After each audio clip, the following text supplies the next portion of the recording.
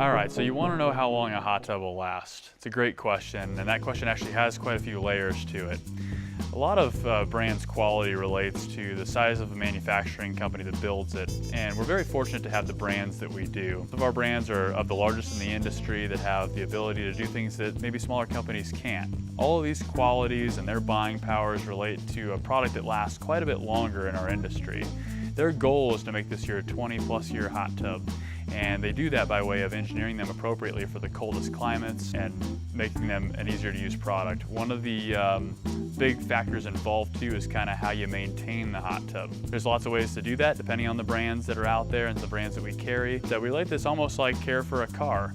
You're going to have a routine oil change like changing your water and cleaning your air filter like cleaning the filter in the hot tub too.